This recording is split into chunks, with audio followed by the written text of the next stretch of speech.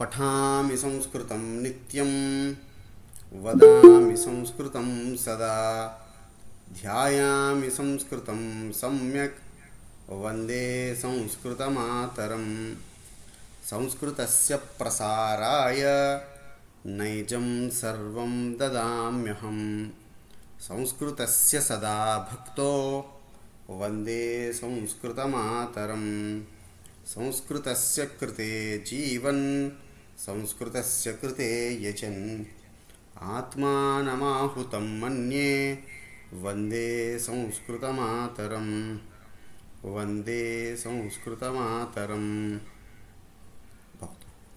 इदानीं गतकक्षायां निच् प्रत्ययविषये द्वितीयं पाठं पठितवन्तः। निच् इत्यस्य अर्थम् आदौ पठितवन्तः प्रथमपाठे। अनन्तरं निच् प्रयोगः कथं भवति इत्युक्ते सामान्यवाक्ये विद्यमानं वाक्यं यदा प्रेरयति अपरः तदा कर्तृद्वयं भवति। एकः प्रयोजककर्ता अनन्तरं प्रयोज्यकर्ता इति द्विधा। प्रयोजकः इत्युक्ते यः प्रेरयति। रामः मन्दिरं गच्छति, पिता रामं मन्दिरं प्रेषयति गमयति। रामः गच्छति, गमनकर्ता सामान्यकर्ता। पिता तस्य प्रेरकः अस्ति, अतः पिता प्रयोजककर्ता भवति, रामः प्रयोज्यः भवति इति वाक्यव्यवस्था। कर्तृपदद्वयं भवति, प्रयोज्यककर्ता प्रयोज्यकर्ता इति। प्रयोजककर्ता यत्र भवति प्रयोज्यकर्ता च यत्र भवति, प्रयोजककर्तृपदं प्रथमायां भवति कर्तृत्वेन, समस्या नास्ति। किन्तु प्रयोज्यकर्ता क्वचित् द्वितीयाविभक्तो भवति, क्वचित् तृतीयायां च भवति। तत् कथम् इति विषये वयं गतकक्षायां विस्तृतरूपेण नियमान् ज्ञातवन्तः। इदानीम् अभ्यासं करिष्यामः। ततः पूर्वं येषां सन्देहाः सन्ति ते प्रष्टुं शक्नुवन्ति। इदानीं गतकक्षायाः सन्देहान् पृच्छामः।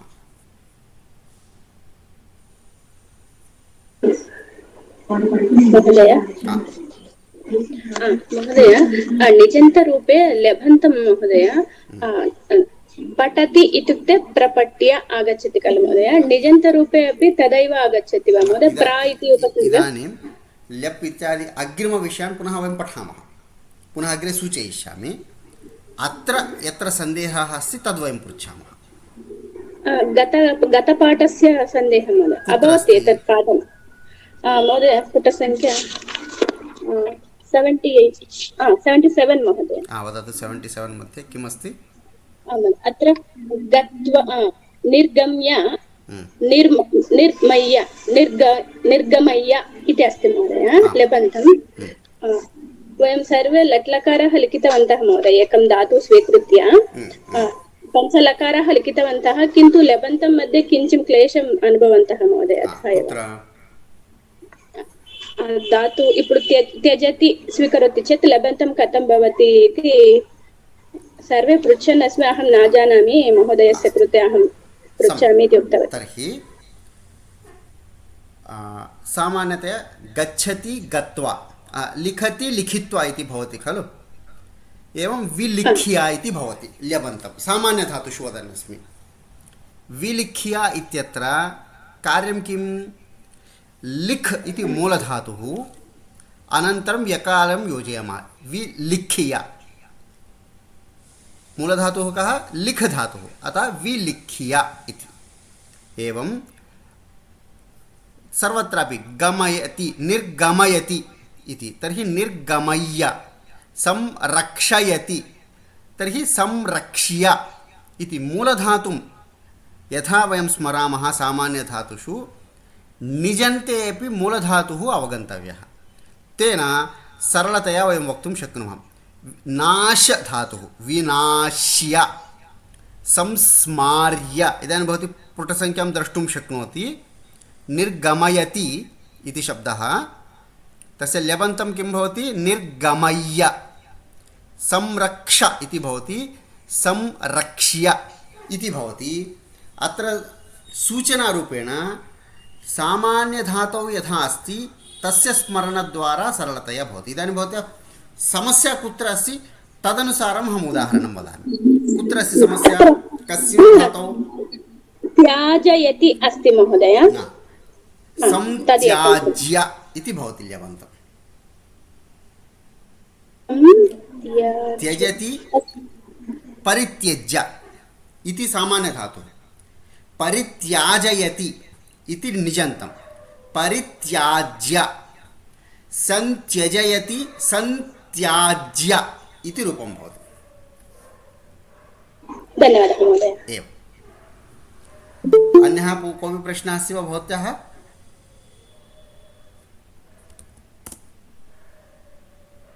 अन्यस्य कस्यापि प्रश्नः अस्ति चेत् प्रष्टुं शक्नुवन्ति। भवतु, प्रायः प्रश्नाः न सन्ति। यदा पठामः पुनः स्मरणे आगच्छति तदापि भवन्तः प्रष्टुं शक्नुवन्ति। इदानीं पुटसङ्ख्यां वयं 85 पुटसङ्ख्यां पश्यामः। 85 समाप्तः। इदानीं 86तमपुटसङ्ख्यां वयं पश्यामः। नीरजामहोदय नमस्कारः। इदानीम् अत्र अभ्यासः अस्ति वाक्यनियमज्ञानदृष्ट्या। एतावत्पर्यन्तं मौखिकाभ्यासं कृतवन्तः। इदानीं विशेषाभ्यासं कुर्मः। पिता पुत्रं मन्दिरं गमयति इति वाक्यं। वाक्ये कर्तृपदद्वयमस्ति। यः स्वयं गच्छति पुत्रः, पिता तं प्रेरयति। पिता पुत्रं मन्दिरं गमयति। अत्र पिता अस्ति प्रयोजकः, प्रेरकः। पुत्रः स्वयं गच्छति।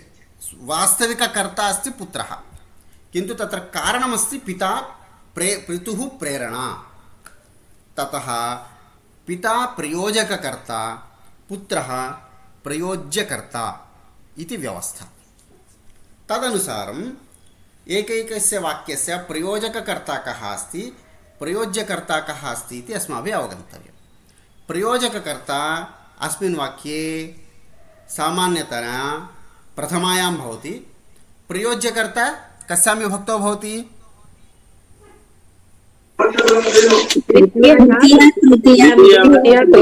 द्वितीया तृतीया एवं न उक्तं, द्वितीयायां वा तृतीयायां वा भवति। द्वितीया तृतीया इति न वक्तव्यं। सम्यक्। इदानीं वाक्यं पश्यन्तु। शिवः शङ्करं विषयं ज्ञापयति इति वाक्यम्। अत्र शिवः प्रेरयति। किमर्थं? विषयं ज्ञातुं प्रेरयति। कं? शङ्करम्। अतः शिवः प्रयोजकः, प्रेरकः। प्रेरितः भवति प्रयोज्यः शङ्करः। एवं वाक्यं लेखनीयं। शिवः शङ्करः इति वाक्यं लेखनीयम्। अहम् एकैकस्य नाम पठामि, सः क्रमशः उत्तरं वदति चेत् सम्यक् भवति। यथा क्रमः अस्ति। कृष्णमहोदय द्वितीयवाक्यं पठतु। द्वितीयवाक्यं गुरुः शिष्येण पत्रं लेखयति। अत्र प्रयोजकर्ता गुरुः, प्रयोजककर्ता गुरुः, प्रयोज्यकर्ता शिष्यः। उत्तमं। कस्तूरी भगिनी तृतीयं वाक्यं। महोदय, स्वामी कर्मकरेण कार्यं साधयति। स्वामी प्रयोजककर्ता, कर्मकरेण, कर्मकरः प्रयोज्यकर्ता। प्रयोज्यकर्ता। समीचीनं। वैष्णवी भगिनी। आं महोदय। सः मां गीतं श्रावयति। सः प्रयोजककर्ता, अहं प्रयोज्यकर्ता महोदय। उत्तमं। धन्यवादः। सः प्रयोजककर्ता, माम् इति पदं तत्र मूलमस्ति। अहं प्रयोज्यकर्ता अस्ति। भानुमती भगिनी पञ्चमं वाक्यं। आं महोदय। माता पुत्रेण गुरुं वन्दयति। माता प्रयोजककर्ता, पुत्रः प्रयोज्यकर्ता। सुन्दरं। तृतीया विभक्ते पुत्रेण। अत्र तृतीया विभक्तिः अस्ति। रमणम्मा भगिनी। माता पुत्रीम् औषधं पाययति। माता प्रयोजककर्ता, पुत्री प्रयोज्यकर्ता। उत्तमम्। अत्र पुत्री इति द्वितीया विभक्तिः किमर्थमस्ति, कोऽपि वक्तुं शक्नोति? पुत्री पुत्रीं, पुत्री पुत्रीः। पुत्रीमिति द्वितीया विभक्तिः किमर्थमस्ति? अत्र द्वितीया किमर्थं, तृतीया किमर्थं नास्ति? भक्षणार्थं भक्षणार्थं महोदय। पाययति भक्षणार्थकधातुः। अतः भक्षणार्थकधातूनां प्रयोगे प्रयोज्यकर्ता द्वितीयायां भवति। समीचीनं वाक्यम्। अग्रे श्रीपणि भगिनी सप्तमं वाक्यं। सखी रमया द्वारं नोदयति। प्रयोजककर्ता सखी, प्रयोज्यकर्ता रमा। सुन्दरं। भानु भगिनी अष्टमं वाक्यं। स्वामी सेवकेन स्वच्छतां कारयति। स्वामी प्रयोजककर्ता, सेवकेन प्रयोजककर्ता। कारयति धातुः तृतीया। अस्तु, भवतां पुस्तके स्वामी इति शब्दः अपि अस्ति वा? आं महोदय, स्वामी सेवकेन। अस्तु, मम तु प्राचीनं पुस्तकम्, अतः अत्र स्वामी शब्दः नास्ति। अग्रे पुनः मुद्रणम् अभवत्, तत्र सम्यक् अभवत्। सुन्दरम्। अग्रे भानुमती भगिनी। आं महोदय। अध्यापकः छात्रं श्लोकं पाठयति। अध्यापकः प्रयोजककर्ता, छात्रः प्रयोज्यकर्ता। सम्यक्। अग्रे गायत्री देवी महोदये दशमं वाक्यम्। आं महोदय। वसन्तः चैत्रेण ओदनं पाचयति। प्रयोजककर्ता वसन्तः, चैत्रः प्रयोज्यकर्ता। सुन्दरम्। इदानीम् अत्र मम प्रश्नः गायत्री महोदय अत्र पचति पचति इति भक्षणार्थकं कనుక चैत्रेण तृतीया। भक्षणार्थं नास्ति। पाचयति इति धातुः अस्माकं सूच्यां नास्ति। अस्माकं सूचिका अस्ति गत्यर्थकधातवः, ज्ञानार्थकधातवः इत्युक्ते बुद्ध्यर्थकधातवः, शब्दकर्मकधातवः, भक्षणार्थकधातवः, अन्तिममस्ति किम्? अकर्मकधातवः। पञ्चधातवः। पञ्चधातुसूच्यां पचति इति धातुः नास्ति, अतः तृतीया। यदि पञ्चसूच्याम् अस्ति तर्हि द्वितीया। एवं नियमः। पचति इति भक्षणार्थकधातुः न। गायत्री महोदय कः प्रश्नः अस्ति वा? न महोदय। सर्वे अवगतवन्तः? नोदयति అంటే ఏంటి మహోదయ? अहं पिञ्जं नुदामि, द्वारं नुदामि, नొక్కడము నెట్టడము అర్థద్వయం। पिञ्जं नुदामि अथवा द्वारं नुदामि, నెట్టడం। आकृष्यति इत्युक्ते लागडं। द्वयोः मध्ये भेदः। नुदति आकर्षति इति धातुद्वयमस्ति। अस्तु, एतावत्पर्यन्तं प्रयोजककर्ता प्रयोज्यकर्ता इति विषये पठितवन्तः।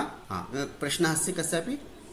महोदय, अहं बहिः अस्मि, शृणोमि एव महोदय। नाम सन्ध्या भगिनी। अस्तु, समस्या नास्ति। धन्यवादः। इदानीं सप्तमाभ्यासः। सप्तमे पाठे दशमः अभ्यासः। आवरणे स्थितस्य प्रयोज्यकर्तुः उचितविभक्त्यन्तरूपं रिक्तस्थाने लिखत। इदानीम् अस्माभिः पञ्चसूच्यः स्मरणीयाः। गत्यर्थकाः, ज्ञानार्थकाः, भक्षणार्थकाः, शब्दकर्मकधातवः, अनन्तरमस्ति अकर्मकधातवः। ते सन्ति वा? तर्हि द्वितीया करणीया। तद् भिन्नधातुः अस्ति वा? तर्हि तृतीया करणीया इति अस्ति। यथा सखी वस्त्रं धारयति। धारयति इति अस्माकं पञ्चसूच्यां सूचीषु नास्ति। धरति, वस्त्रं धरति इति अस्माकं सूच्यां नास्ति। अतः किं करणीयं? तृतीया। सखी बालिकया वस्त्रं धारयति इति वाक्यं भवति। द्वितीयमपि उदाहरणम् अहं वदामि। माता अन्नं भोजयति। भोजयति इति भक्षणार्थकधातुः अस्माकं सूच्याम् अस्ति। भक्षणार्थकधातुषु अपि पुनः एक्शंशन् द्वयमस्ति। खादति, अत्ति। यत् भोजयति इति खादधातुः नास्ति, अदधातुः अपि नास्ति। अतः अत्र द्वितीया एव। माता रुग्णम् अन्नं भोजयति इति वाक्यम्। इदानीं क्रमशः अभ्यासं कुर्मः। वरलक्ष्मी भगिनी द्वितीयं वाक्यं वदतु। గురుः డాష్ శ్లోకార్థం బోధయతి అంటే బోధయతి బుద్ధ్యార్థక ధాతు అతః ఛాత్రాः ఛాత్రాన్ శ్లోకార్థం బోధయతి. समीचीनं. पुनः पूर्णं वाक्यं वदतु. गुरुः छात्रान् श्लोकार्थं बोधयति. सम्यक्. श्रीदेवी भगिनी अनन्तरं वाक्यं तृतीयं वाक्यं पठतु. आं महोदय. सचिवा డాష్ కార్యం कारयन्ति తత్పరః అంటే కర్మకారైః. सुन्दरं. कर्मकरैः. कर्मकरैः. पूर्णं वाक्यं पठतु. सचिवा कर्मकरैः कार्यं कारयन्ति. उत्तमं. सचिवाः कर्मकरैः कार्यं कारयन्ति. तृतीया किमर्थमस्ति?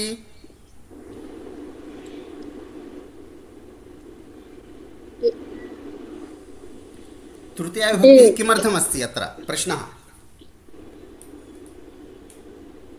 तृतीया विभक्ति उत्तमं. समाधानम् उत्तमं, सन्देहः एव नास्ति. किन्तु प्रश्नः अस्ति किमर्थं तृतीया? करोति इति धातुः करोति धातुः गमनार्थकः नास्ति, ज्ञानार्थकः नास्ति, भक्षणार्थकः नास्ति, अकर्मकः नास्ति, शब्दकर्मकः अपि नास्ति. अतः तृतीया. एतत् अस्माभिः स्मरणीयं सर्वदा. प्रसादराव महोदय अनन्तरं. महोदय सचिव गृहस्वामी वस्त्रं प्रक्षालयति रजकः कोष्टके. गृहस्वामी रजकेन वस्त्रं प्रक्षालयति. सुन्दरम्. उत्तरं समाधानम् उचितं समाधानं. तृतीया किमर्थं? गत्यर्थकः नास्ति, बुद्ध्यर्थकः वा गत्यर्थकः वा अकर्मकः वा शब्दार्थकः वा नास्ति, अन्यत् नास्ति. समीचीनम्. अस्माकं सूच्यां नास्ति, अतः तृतीया. श्रीराममूर्ति महोदय. आं महोदय. कुमारी वदतु वदतु. रमेशः डैश् श्लोकान् पाठयति. भवानुचिति भवन्तं सुरेशः भवन्तं श्लोकान् पाठयति. समीचीनम्. अत्र भवन्तम् इति द्वितीया किमर्थम् इति वक्तुं शक्नोति? पाठयति बोधयति. पाठयति ज्ञानार्थकः अपि अस्ति, शब्दकर्मकः अपि अस्ति. श्लोकः शब्दमस्ति, अतः शब्दकर्मकधातुः, अतः द्वितीया विभक्तिः. धन्यवादः महोदय. अग्रे यम् इति अस्ति. का अस्ति? यम् इति नाम अस्ति लक्ष्मीशेष महोदय. लक्ष्मीशेष महोदय वदतु वदतु. महोदय शिक्षकः विषयं ज्ञापयति. शिक्षकः कोष्टके छात्रः. शिक्षकः छात्रं विषयं ज्ञापयति. इदानीं ज्ञापयति इति बोध्यर्थकम् अपि बुद्ध्यर्थकधातु ज्ञानार्थकधातु अपि छात्रम् इति द्वितीया विभक्ति. सम्यक्. अग्रे अन्या एका श्रीदेवी भगिनी अस्ति, हस्तम् उपरि कृतवती. आं महोदय.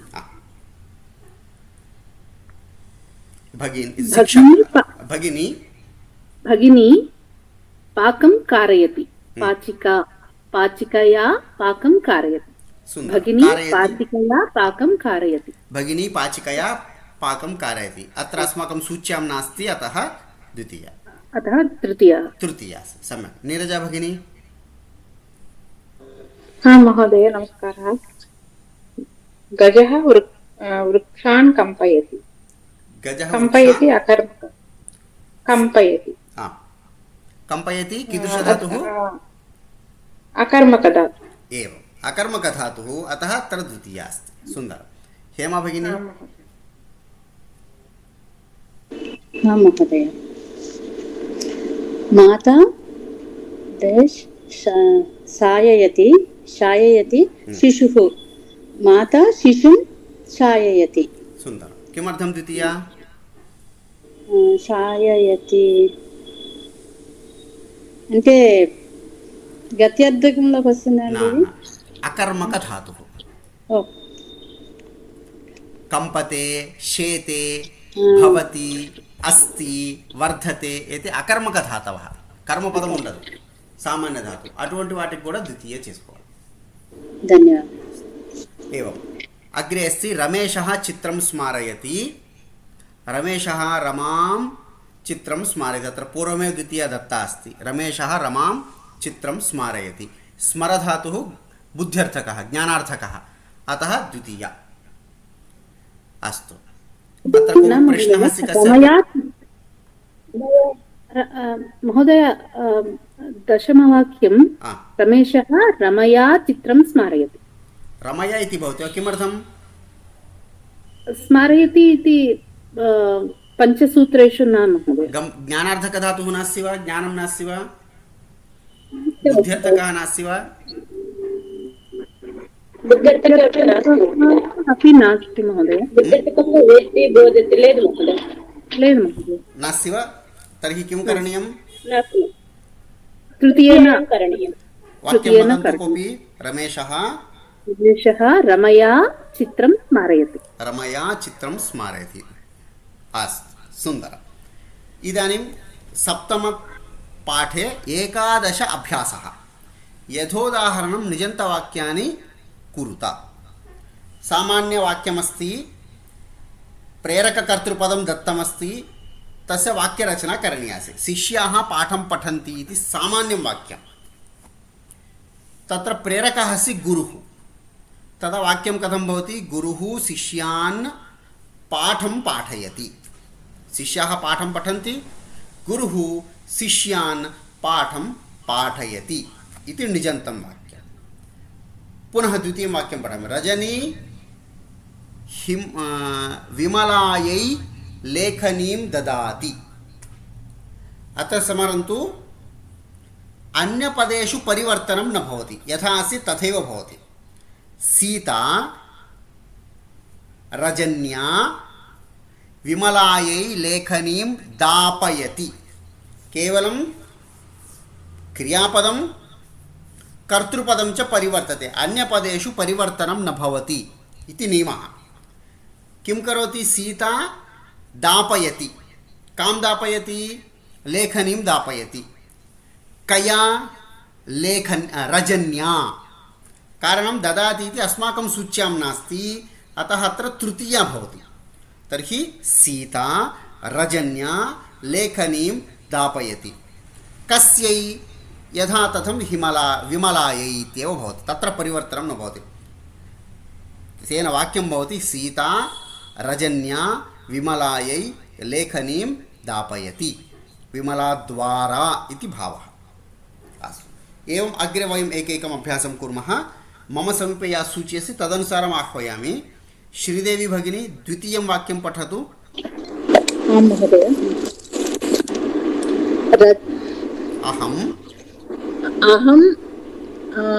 अहं विद्यालयं प्राप्नोमि. भ्राता मां विद्यालयं प्रापयति. सुन्दरं. प्राप्नोति इति गत्यर्थकधातुः, अतः द्वितीया भवति. भ्राता मां विद्यालयं प्रापयति. सुन्दरं, समीचीनम् उत्तरम्. अग्रे अपरा एका श्रीदेवी भगिनी अस्ति, सा वदतु तृतीयं वाक्यं. मित्रं गृहं गच्छति. मित्रं गृहं गच्छति. एषः मित्रं गृहं गमयति. उत्तमम्. एषः मित्रं गृहं गमयति. अनन्तरं वैष्णवी भगिनी. महोदय, लेखकः कथाः लिखति. प्रकाशकः लेखकेन कथा लेखयति. पुनः वदतु. प्रकाशकः लेखकेन कथाः कथा लेखयति. कथाः बहुवचनं. कथाः लेखयति. कथाः लेखयति. सुन्दरम्. एकनिमेषम् अधुनैव आगच्छामि, कृपया निरीक्षणं कुर्वन्तु.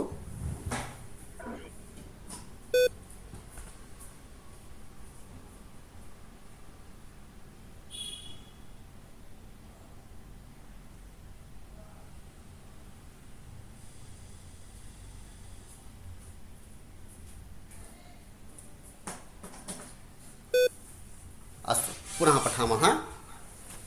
वैष्णवीभगिन्याः अनन्तरं नाम अस्ति हेमा भगिनी। गृहं शोभते। सतीशः गृहं शोभयति। सुन्दरं। सतीशः गृहं शोभयति। अत्र शोभते धातुः अकर्मकधातुः अस्ति, प्रकाशते इत्यर्थः, अतः द्वितीया। नीरजा भगिनी।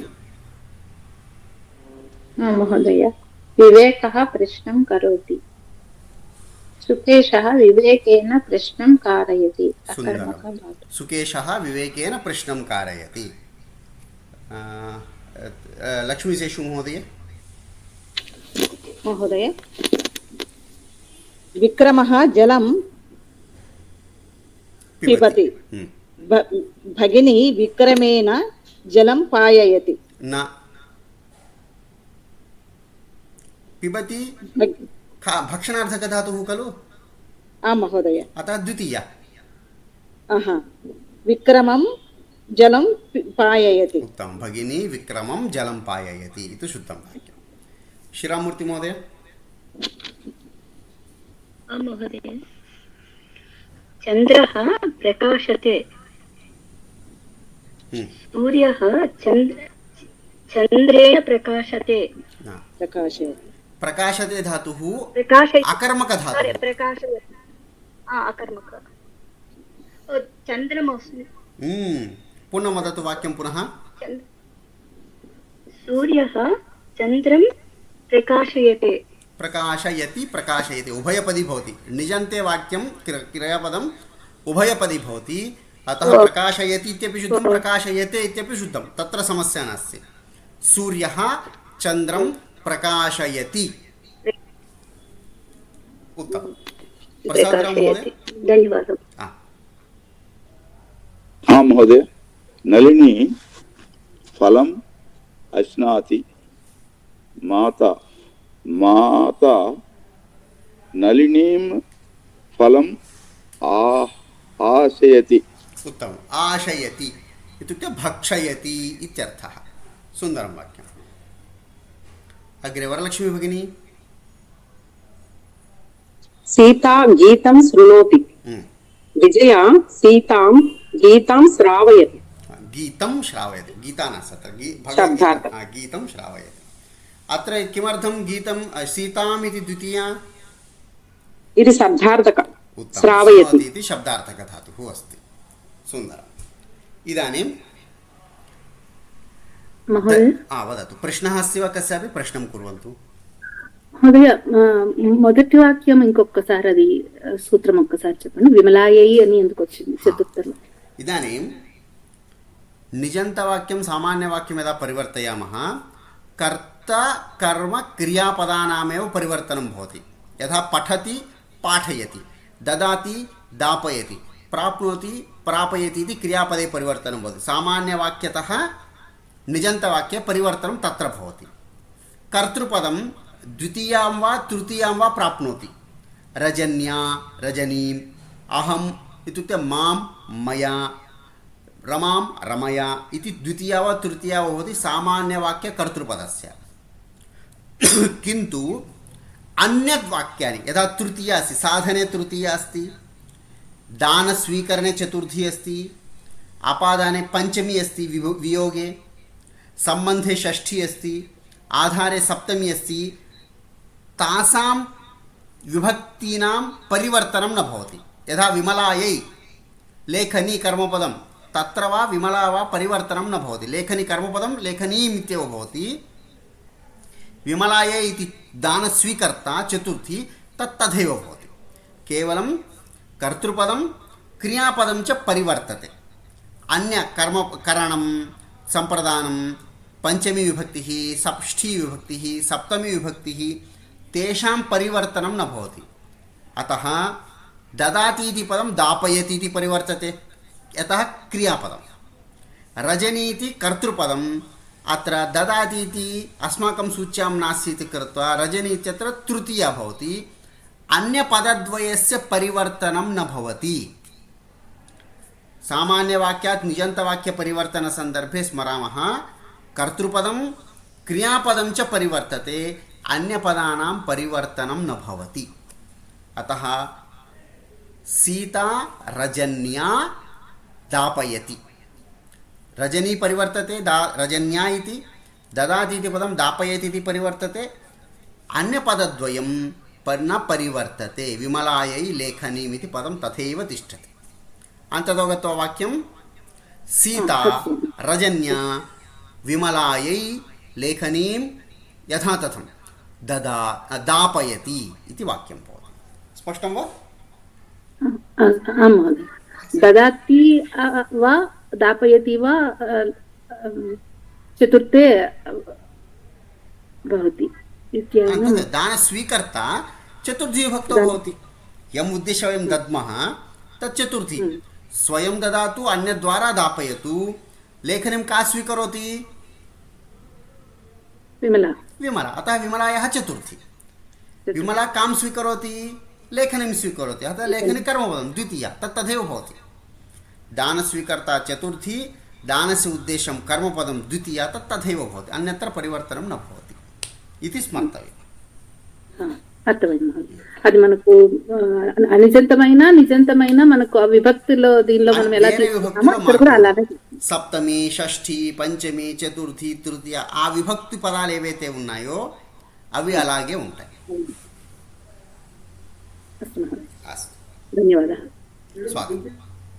ఇదాनीं सप्तम पाठस्य 12 अभ्यासः। कोष्ठके स्थितान् निजन्तधातून् यथोचितं चित्वा रिक्तस्थानं पूरयत। अत्र पञ्चसूच्यः सन्ति। कः? गत्यर्थकधातवः, ज्ञानार्थकधातवः, भक्षणार्थकधातवः, शब्दकर्मकधातवः, अकर्मकधातवः इति। इदानीं क्रमशः दृष्ट्वा अहं नाम वदामि। गत्यर्थकधातु द्वयं वदेत् अथवा गत्यर्थकधातून् वदेयुः। अत्र क्रमशः पश्यन्तु भवन्तः, पठन्तु स्वयम्। अहं प्रश्नं करोमि, गत्यर्थकधातवः के सन्ति इति भवन्तः अवलोकयन्तु। अहं कस्यापि नाम वदामि, सः पठिष्यति। सर्वे पश्यन्तु, गत्यर्थकधातवः के सन्ति?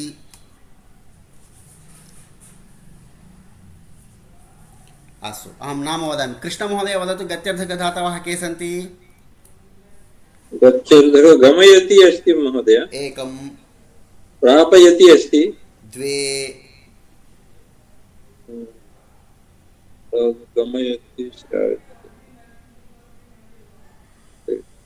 नयति महोदय, नयति अपि भवति, सञ्चारयति, सञ्चारयति, सञ्चारयति अपि भवति, आटयति, आटयति महोदय, आटयति अपि भवति। पञ्च आगताः? आययति महोदय, आययति, याति, आययति इत्यपि भवति। सम्यक्। प्रापयति, आययति इति आययति, आयि इति अस्ति खलु। आयि इति कः धातुः अस्ति? भवतु, अन्यत् पश्यामः। इदानीं गत्यर्थकधातवः के के सन्ति एकवारं पञ्च। प्रथममस्ति प्रापयति, सञ्चारयति, गमयति, अनन्तरं आटयति अस्ति, अनन्तरं नयति। नयति, नयति अस्ति वा? नयति, आटयति, आययति, आटयति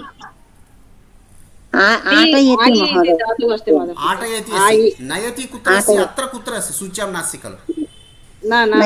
आयि धातु इति वदति। आयि, आययति इति। अग्रे इदानीं ज्ञानार्थकधातून् पश्यन्तु। अहं नाम वदामि, सः वदेत्। ज्ञानार्थकधातवः के सन्ति इति पश्यन्तु भवन्तः एकवारम्।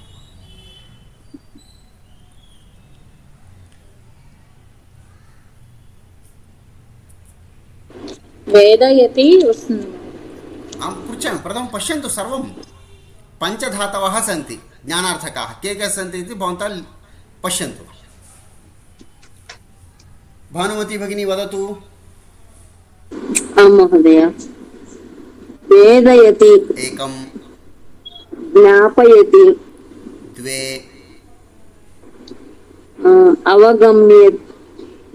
अवगम्यति, त्रीणि। अवगमयति, बोधयति, बोधयति चत्वारि इतोपि एकं पञ्च सन्ति खलु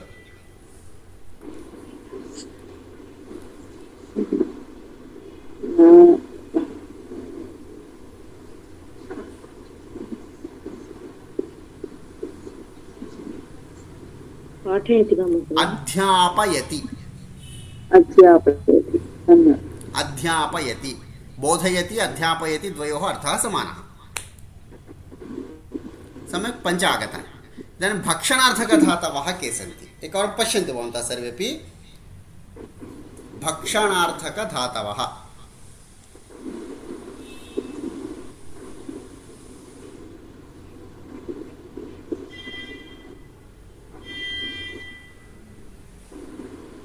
बोधयति वदतु भानुमति भगिनी अन्ये वरलक्ष्मी भगिनी वदति वा भक्षयति आं महोदय वदतु पञ्चधातवः सन्ति भोजयति भोजयति एकं भक्षयति भक्षयति द्वे पाययति पाययति त्रीणि ग्रासयति ग्रासयति महोदय ग्रासयति अपि खादत् भक्षणार्थकधातुः समीचीनं चत्वारि आसयति आसयति आसयति महोदय आसयति न हसति हासयति आसयति महोदय आशयति अश्नाति इति धातुः आशयति भक्षणार्थकधातुः पञ्च अश्नाति आशयति भोजयति अनन्तरं भक्षयति भक्षयति अनन्तरं पाययति पाययति ग्रासयति ग्रासयति पञ्च सुन्दरम् इदानीं शब्दकर्मकधातवः के सन्ति एकवारं पश्यामः सर्वे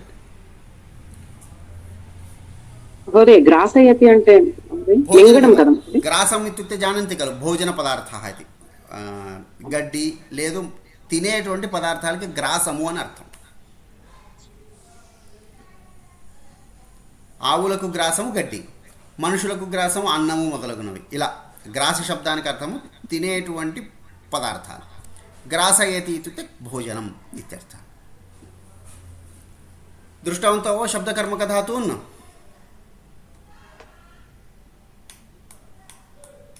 మహోదయ భణి అంటే అర్థం ఏంటి మహోదయ భణతి వదతి ఇత్యర్థः భాణయతి వదతి గది అంటే వదతి ఇత్యర్థः గదయతి అంటే గదయతి ఇత్యుక్తే వదతి ఇత్యేవ అర్థः గద వ్యక్తాయాం వాచి భణ వ్యక్తాయాం వాచి ఇది భాషణం ఇత్యర్థः భణతి భాణయతి గదతి గదయతి మాట్లాడుతున్నాడు ఇత్యేవ అర్థः इदानीं वदन्तु शब्दकर्मकधातवः के सन्ति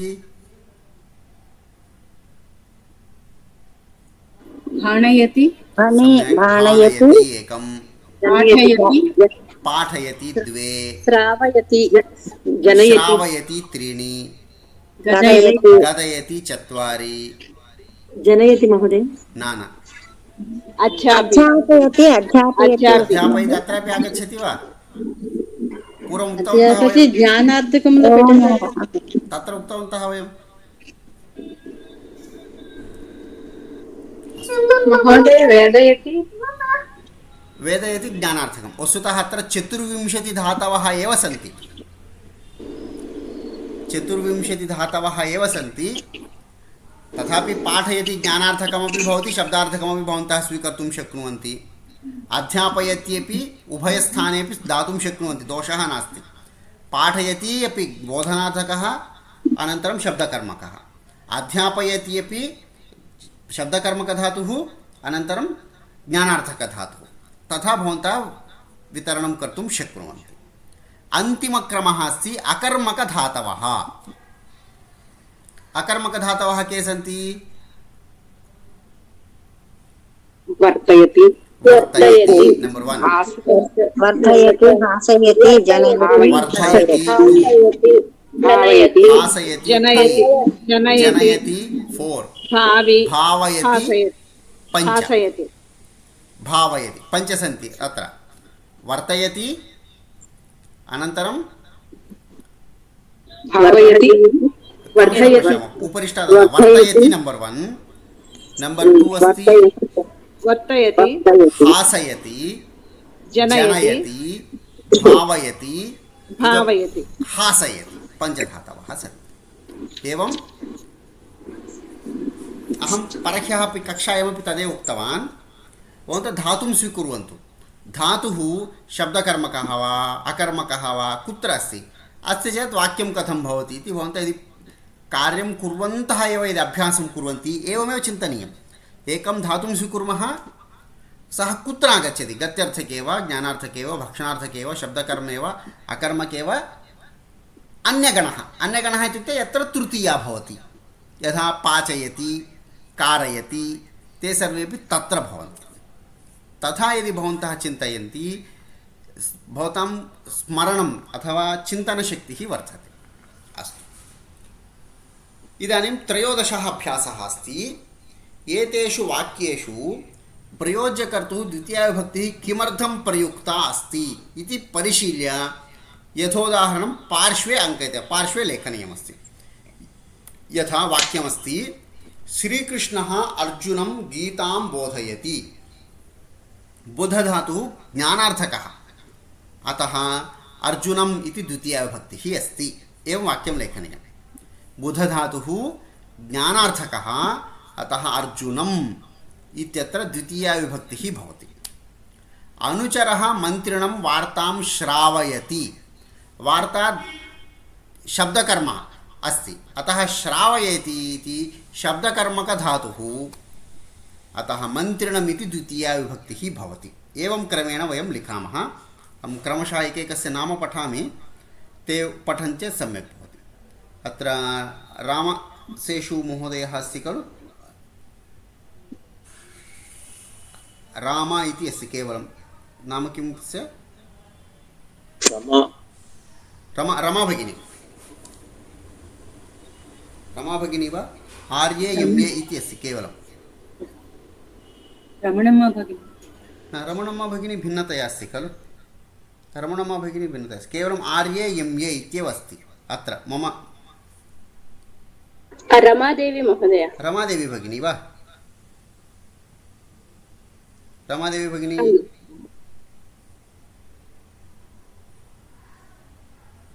अस्तु।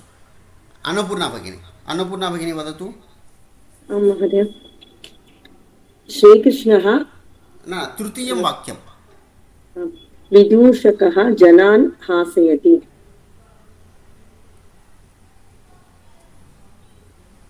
किमर्थं जनान् इति द्वितीया? जनान्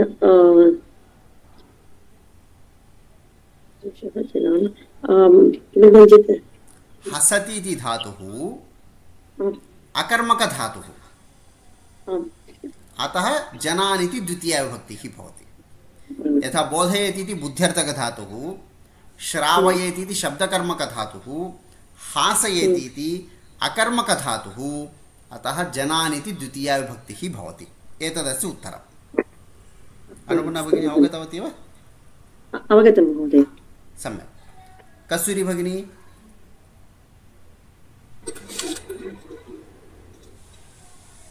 महोदय, प्रातः अनुजं विपणिम् आययति। తెలియదు మహోదయ నాకు. ఆయయతి ఇత్युक्ते భ్రామయతి ఇత్యవ, తిప్పడం, తీసుకురావడం, తిప్పడం ఇత్యర్థः.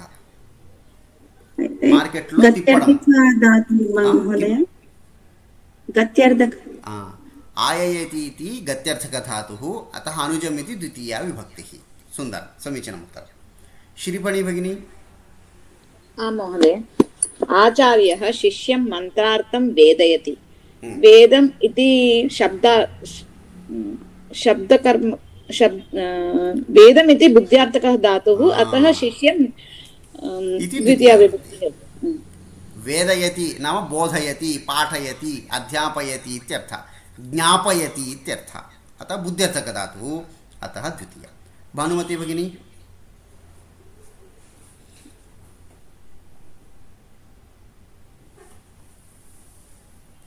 भानुमहोदय, भानुमती भगिनी अस्ति खलु? जननी किशोरं गीतं गापयति। गत्यर्थकः न, गापयति गत्यर्थकः वा? शब्दार्थकः शब्दकर्मकः धातुः शब्दकर्म एवं कृष्णमहोदय आं महोदय नर्तकी छात्रां नर्तयति अकर्मकधातुः महोदय एवं नृत्यति अकर्मकधातुः तस्य अणिच् प्रयोगे नर्तकी छात्रां नर्तयति नृत्यति इति अकर्मकधातुः समीचीनं गायत्री महोदये आं महोदय भिषक् रोगिणं गुलिकां गारयति गारयते అంటే మింగించడమేనండి గిరతి ఇది ధాతుః గిరతి ఇత్యుక్తే మింగడం గారయతి అంటే మింగించడం అంటే భక్షణార్థకం వస్తుంది అక్కడ ఏవం భక్షణార్థక ధాతుః భక్షణార్థక अत्र प्रत्यवसानम् इति या सूची अस्ति अत्र सूची अधः पेटिकायां गत्यर्थकः बुद्ध्यर्थः प्रत्यवसानार्थकः इति शब्दस्य अर्थः अस्ति भक्षणम् इत्यर्थः संध्या भगिनी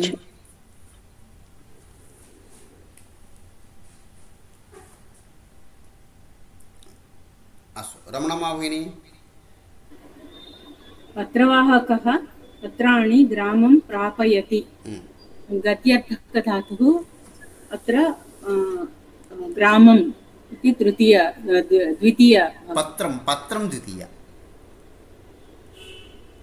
पत्रं ग्रामं गच्छति ग्रामं कर्मपदं पूर्वमेव अस्ति पत्राలను పంపిస్తాడు पत्राणि द्वितीय पत्राणि इति द्वितीय वरलक्ष्मी भगिनी माता पुत्रं मोदकम् आशयति अక్కడ आशयति भक्षणार्थकं धातुः अतः पुत्रं द्विवचनं प्रत्यवसानः इत्यर्थे स्थापनीयमस्ति एवम् अत्र भवन्तः पेटिकायां लिखन्तु पुत्रम् एवम् अस्तु इदानीम् एषः विषयः अस्ति किञ्चित् ज्ञानवर्धने इति नूतनः विषयः विशेषप्रयोगः अवगच्छन्तु दृशधातोः कः अस्ति दृशधातुः पश्यति पश्यतः पश्यन्ति इति धातुः जल्पति प्रभृतीनां च जल्पति इत्यादयः केचन धातवः सन्ति तेषां च निजन्तत्वेन प्रयोगे प्रयोज्यकर्तुः द्वितीया विभक्तिः भवति एतत् किमर्थं वदति इत्युक्ते अस्माकं पञ्चसूच्याम् एते धातवः न सन्ति दृशधातुः जल्पति इति धातुः गत्यर्थकः नास्ति भक्षणार्थकः नास्ति अनन्तरं शब्दकर्मकः नास्ति अकर्मकः अपि नास्ति बुद्ध्यर्थकः अपि नास्ति तथापि द्वितीया प्रयोगः भवति केषां दृशधातुः अनन्तरं जल्पति कतिचन धातवः सन्ति तेषां च प्रयोगे अस्माकम् अन्यसूच्यां ये धातवः सन्ति तत्र तृतीया अस्ति किन्तु एते धातवः एतेषु पञ्चसु यद्यपि न सन्ति तथापि द्वितीया एव भवति यथा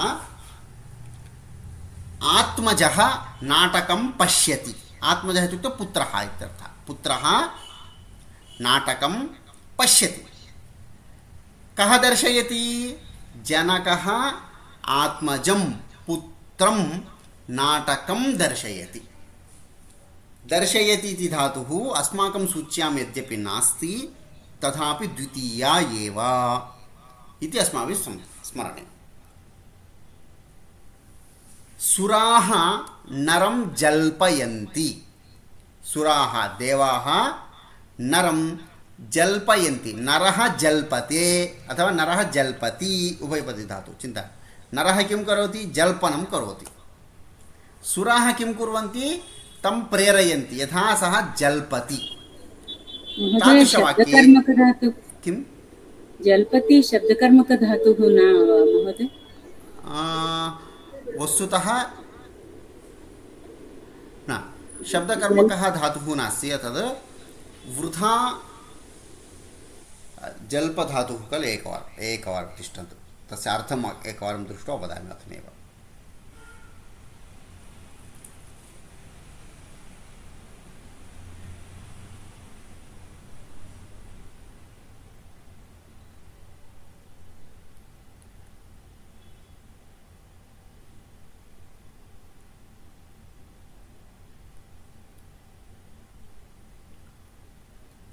वस्तुतः जल्पव्यक्तायां वाचि इत्येव अस्ति, तथापि एतस्य भिन्नं सूत्रं दत्तमस्ति पाणिनिना, अतः अत्र सूच्यां दृशधातु इत्यादि सूच्यां दत्तमस्ति। वस्तुतः तत्रापि जल्पनम् इत्युक्ते वृथा वार्तालापः इत्येव। तादृशसन्दर्भेपि अत्र द्वितीया शब्दकर्मकधातुः इत्यत्रैव अन्तर्भवति, तथापि अत्रापि सूच्यां दत्तमस्ति। सुराः नरं जल्पयन्ति इति शब्दकर्मकधातुषु एव अन्तर्भावयितुं शक्नुमः। अस्तु भगिनि? अस्तु महोदय। जल्पधातोः अर्थः अस्ति व्यक्तायां वाचि वाग्रूपेण कथनम् इति, किन्तु वृथा वार्तालापः इति। अतः द्वितीया तत्रापि अस्ति एव। पथिकः भिक्षुकम् आभाषयति, अत्रापि वस्तुतः भाषधातुः वार्तालापः इत्यार्थे स्वीकुर्मः चेत् शब्दकर्मकधातुषु एव अन्तर्भवति, तथापि अत्र पुनः दत्तमस्ति पथिकः भिक्षुकम् आभाषयति। आभाषयति इत्युक्ते वार्तालापं कारयति, भाषणं कारयति इत्यर्थः। भवान् कुतः अस्ति, किमर्थं धनम् आवश्यकम् इति वृथा वार्तालापं कुर्मः खलु, तादृशभाषणं करोति इत्यर्थः। पथिकः भिक्षुकम् आभाषयति इति। अतः एतेषां धातूनामपि स्मरणं कुर्मः। अत्र दृशधातुः विशेषरूपेण अस्माभिः पठनीयः अस्ति। एतत् अत्र किमर्थं दत्तमस्ति इत्युक्ते निच् व्यवस्थाविषये पाणिनेः पृथक् एकं सूत्रमस्ति। तत्र दृशु जल्प भाष इत्यादि धातवः तत्र सूच्यां सन्ति, तदर्थम् एतद् उदाहरणत्वेन अत्र प्रदत्तमस्ति। अग्रे न मार्गे यः गच्छति, पथि यः गच्छति सः पथिकः, बाटसारी अथवा यात्रिकः इति वयं वक्तुं शक्नुमः। पथि गच्छति सः पथिकः। द्वितीयनियमं पठन्तु। हरति करोति इत्येतयोः धातोः निजन्तत्वेन प्रयोगे प्रयोज्यकर्तुः द्वितीयाविभक्तिः विकल्पेन भवति। हरति करोति इत्यपि अस्माकं सूच्यां नास्ति, तथापि विकल्पेन द्वितीया तृतीया अस्ति। तृतीयां कुर्मः चेत् दोषः न भवति इति वयम् एतावत्पर्यन्तं तृतीयायां पठितवन्तः। तृतीयायामपि दोषः नास्ति, द्वितीयां कुर्मः चेदपि दोषः नास्ति। यथा राजा दूतं वार्तां हारयति, वार्तां హారయతి తెప్పిస్తున్నాడు, వార్తను సంగ్రహింపచేస్తున్నాడు ఇత్యర్థ. హారయతి ఇత్యస్య అర్థः సంగ్రహింపచేయటము, ఏకత్రీకరణం इति भावः। तदस्माकं सूच्यां नास्ति, तथापि दूतेन वार्तां हारयति इति शुद्धं, दूतं वार्तां हारयति इत्यपि शुद्धं, वाक्यद्वयेपि दोषः नास्ति। किन्तु स्मरणदृष्ट्या सरलतया दूतेन वार्तां हारयति इति कुर्मः चेत् अस्माकं सूच्यां पञ्चसु नास्ति इति कारणेन तृतीया सरलतया भवति इति ज्ञानम्। एवमेव द्वितीयं, देवः भक्तं सत्कारं कारयति, देवः भक्तं सत्कारं कारयति, भक्तेन सत्कार्यं कारयति। मंचि पनुलु, देवः किं कारयति? सत्कार्यं कारयति। केन? भक्तेन कारयति, भक्तं कारयति इति वाक्यद्वयमपि व्याकरणदृष्ट्या शुद्धं। मातृभाषायां तेलुगु भाषायां भक्तुनि चेत इति प्रसिद्ध उदाहरणानि, अतः भक्तेन इति वदामः चेत् दोषः न भवति, भक्तम् इति वदामः चेदपि दोषः नास्ति। किन्तु मातृभाषायां तेलुगुभाषायां तादृशप्रयोगः न भवति, अतः यत् सरलम् अस्माकं स्मरणदृष्ट्या तद् वदामः चेत् दोषः न भवति। अत्र कोऽपि प्रश्नः अस्ति कस्यापि?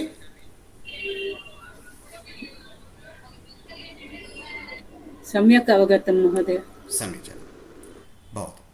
इदानीं जातस्य हि ध्रुवो मृत्युः, अत्र क्तप्रत्ययः अस्ति। क्तप्रत्ययस्य कतिचन नियमान् सामान्यतया वदामि। वयं क्तवतु प्रत्ययं जानीमः, यथा गतवान्, पठितवान्, लिखितवान्, दृष्टवान् इत्यत्र सर्वत्रापि क्तवतु इति प्रत्ययः अस्ति. कः प्रत्ययः? तवतु. तवतु. तस्य रूपाणि पुंलिङ्गे, स्त्रीलिङ्गे, नपुंसकलिङ्गे च भवन्ति. यथा गतवान् पुंलिङ्गे, स्त्रीलिङ्गे गतवती, नपुंसकलिङ्गे गतवत्. गतवत्. समीचीनं. पुंलिङ्गे नपुंसकलिङ्गे च तकारान्तशब्दः, स्त्रीलिङ्गे ईकारान्तशब्दः. गतवान् गतवन्तौ गतवन्तः, भवान् भवन्तौ भवन्तः इव गतवान् गतवन्तौ गतवन्तः इति रूपाणि भवन्ति. सप्तविभक्तिषु भवति, त्रिषु वचनेषु अपि भवति. एकः चेत् गतवान्, द्वौ चेत् गतवन्तौ, त्रयः चेत् गतवन्तः. यः गतवान् तं यदि अहं पश्यामि, गतवन्तं बालकम् अहं दृष्टवान्. एवं सप्तविभक्तिषु तस्य प्रयोगः भवति, विशेषणत्वेन प्रयोगः भवति. पुनः वदामि, గతవాన్ అనేది సామాన్య భూతకాలార్థంలో ప్రయోగం చేస్తాం క్రియాపద స్థానములో, కానీ అది కర్తృపదానికి విశేషణం అవుతుంది. కర్తృపదాన్ని మనము అంటే ఆ పనిని చేసినవాడు, వెళ్ళినవాడు, తిన్నవాడు, చూసేవాడు ఏం అర్థः భవతి. यदि कर्तृपदं भिन्न भिन्न विभक्तिषु भवति तर्हि सा सा विभक्तिः भवति. यथा अहं दृष्टवान्, कं यः बालकः गतवान् अस्ति प्रातःकाले ग्रामं, तर्हि वाक्यं कथं भवति? अहं गतवन्तं बालकं दृष्टवान्. वनं गतवता रामेण सह सीता वनं गतवती.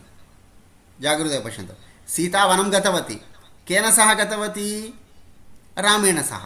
रामः कीदृशः अस्ति? वनं गतवान् अस्ति. तर्हि वाक्यं कथं भवति? वनं गतवता रामेण सह सीता अपि वनं गतवती.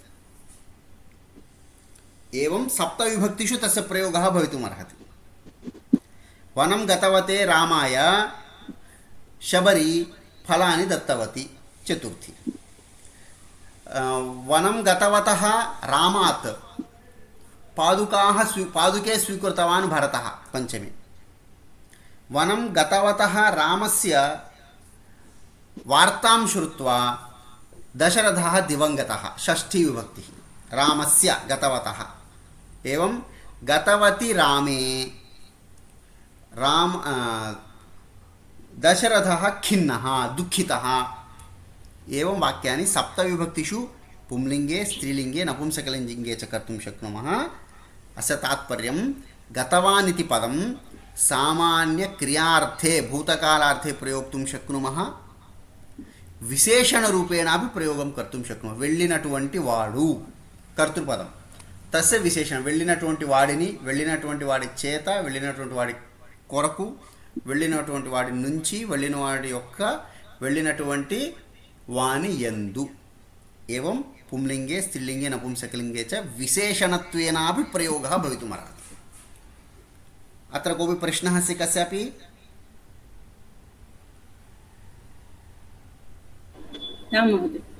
सम्यक्. तर्हि गतवान् इत्यत्र तवतु यः प्रत्ययः अस्ति तस्य प्रत्ययस्य सामान्यर्थः कः? भूतकालः.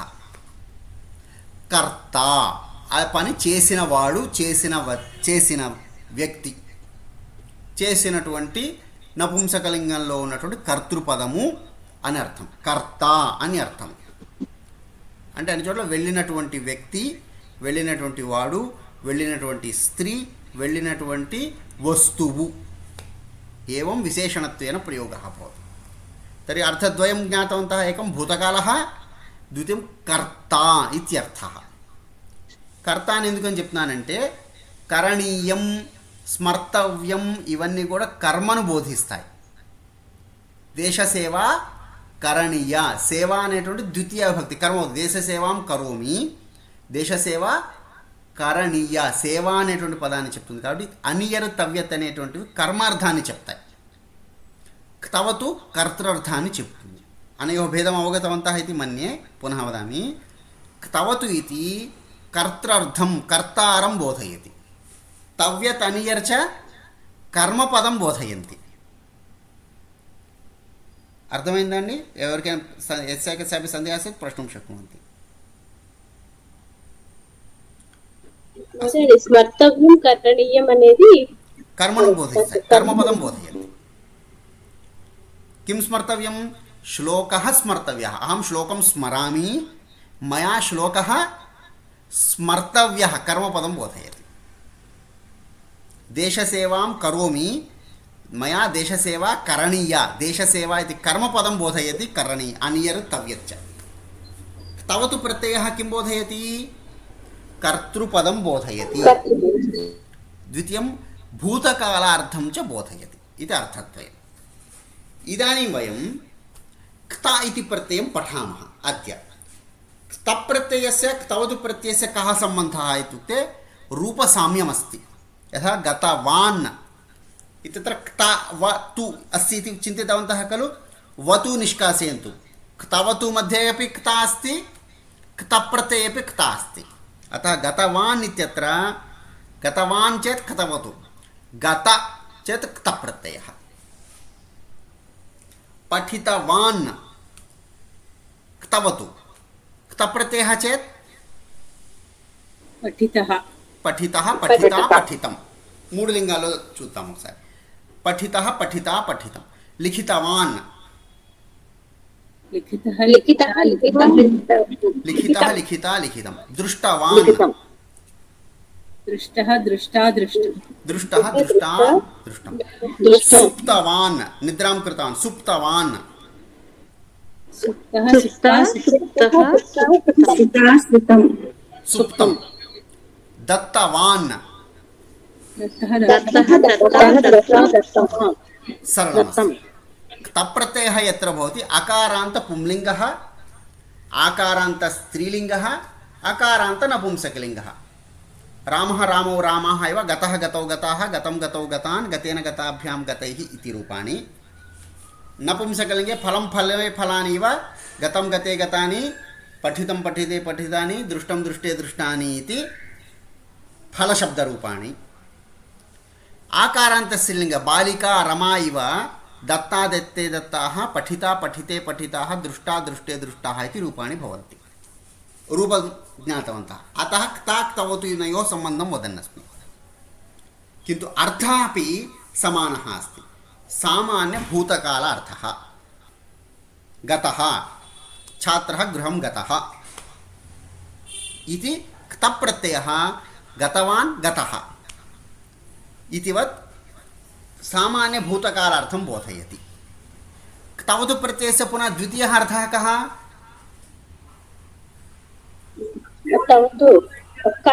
कर्ता इति. क्तप्रत्ययस्य क्वचित् कर्तार्थः अस्ति, क्वचित् कर्म इत्यपि अर्थः अस्ति. కొన్ని చోట్ల క్తప్రత్యయము కర్తారమపి బోధయతి, कर्मपदमपि बोधयति. तर्हि कुत्र कर्तृपदं कुत्र कर्मपदम् इति अस्माभिः ज्ञातव्यः विषयः. सः एतस्य पाठस्य सारः अस्ति. क्तवतु प्रत्ययः भूतकाले भवति, क्तप्रत्ययः अपि भूतकाले भवति. क्तवतु प्रत्ययः केवलं कर्तारं बोधयति, क्तप्रत्ययः कर्तारमपि बोधयति, कर्मपदम् अपि बोधयति. क्वचित् कर्ता क्वचित् कर्म. కొన్ని చోట్ల కర్తృపదం అనే అర్థాన్ని చెప్తుంది, కొన్ని చోట్ల कर्म पदार्थाన్ని చెప్తూ ఉంది. एवम् अस्माभिः पठनीयः अद्यतन विषयः. इतः वयम् अद्यतन पाठं समापयामि अहं. भवन्तः अत्र उदाहरणानि दृष्ट्वा अश्रद्धया आहुतं दत्तं तपस्तप्तं कृतं च यत् एवं श्लोकाः सन्ति. एतं पाठं पठित्वा आगच्छामः. कियत्पर्यन्तं 89 मध्ये कथा यदा समाप्ता आसीत् तावत्पर्यन्तं पठामः. अवगच्छन्ति वा न वा इति भिन्नः विषयः. भवन्तः पठन्तु.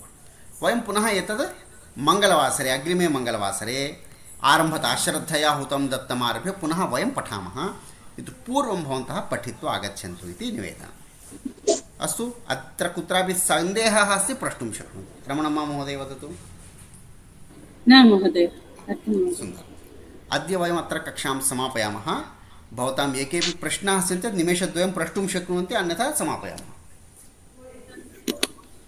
महोदय, प्रत्यवसानार्थकम् इत्युक्ते भक्षणम् इत्येव अर्थः.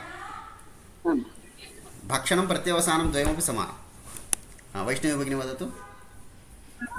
महोदय तावत् इत्युक्ते वयं सर्वेपि कर्तरि मध्ये ता प्रत्ययम् इत्युक्ते कर्मणि मध्ये योजयामः खलु महोदय। कर्तरि अपि भवति, तदेव अस्माभिः पठनीयं। पूर्वं ता कर्मणि पठितवन्तः भवन्तः।